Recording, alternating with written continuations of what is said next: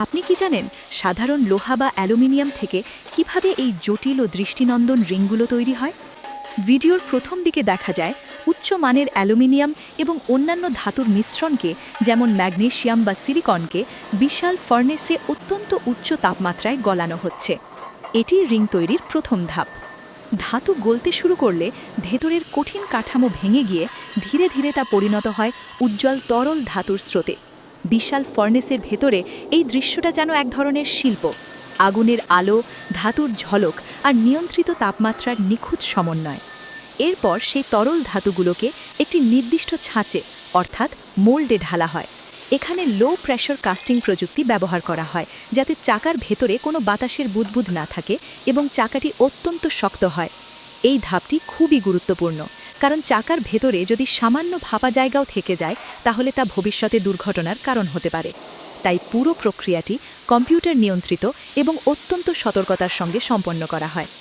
ছাঁচ থেকে বের করার পর রিংটিকে একটি মেশিনে রেখে দ্রুত ঘোরানো হয় এবং হাইড্রোলিক প্রেসার দিয়ে এর দুই পাশ টেনে লম্বা করা হয়। এই ধাপে ধাতুর ভেতরের কাঠামো আরও শক্তভাবে সাজানো হয়। এতে রিংটি হালকা হয়, কিন্তু সাধারণ চাকার চেয়ে অনেক বেশি শক্তিশালী হয়ে ওঠে। যখন মেশিনটি ঘুরতে থাকে তখন মনে হয় যেন ধাতুর ভেতর নতুন করে শক্তি সঞ্চার হচ্ছে। একটি নিখুঁত ভারসাম্যের জন্ম হচ্ছে ধাপে ধাপে।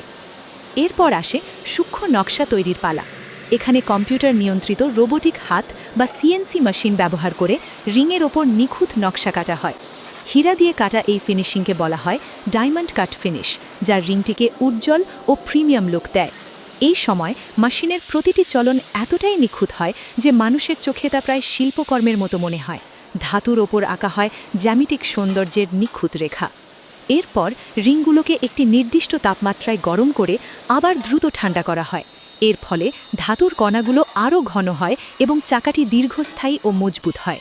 এই প্রক্রিয়াটি ধাতুর ভেতরের গঠনকে এমনভাবে বদলে দেয় যাতে তা কঠিন রাস্তা, দীর্ঘ ভ্রমণ এবং ভারী চাপ সবকিছু সহ্য করতে পারে সহজেই। সবশেষে রিংগুলোতে অ্যান্টি কোরোশন পাউডার কোটিং দেওয়া হয় যাতে মরিচা না ধরে। এরপর প্রয়োজন অনুযায়ী গ্লসি ব্ল্যাক, সিলভার বা ডুয়াল টোন কালার করা হয়।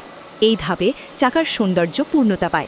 আলো পড়লে যে ঝকঝকে প্রতিফলন দেখা যায় সেটি তৈরি হয় এই সূক্ষ্ম রং এবং ফিনিশিংয়ের কারণেই। তবে কাজ এখানেই শেষ নয়।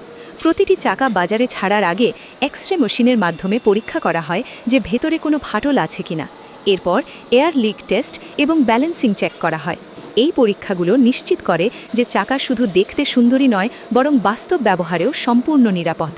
এভাবেই নিখুঁত প্রকৌশল আর আধুনিক প্রযুক্তির সমন্বয়ে তৈরি হয় এই লাক্সারি রিংগুলো। যে চাকা আমরা রাস্তায় ঘুরতে দেখি তার পিছনে থাকে আগুন, চাপ, নিখুঁত মাপজোক আর অসংখ্য মানুষের দক্ষতার গল্প। একটি নীরব কিন্তু অসাধারণ সৃষ্টি।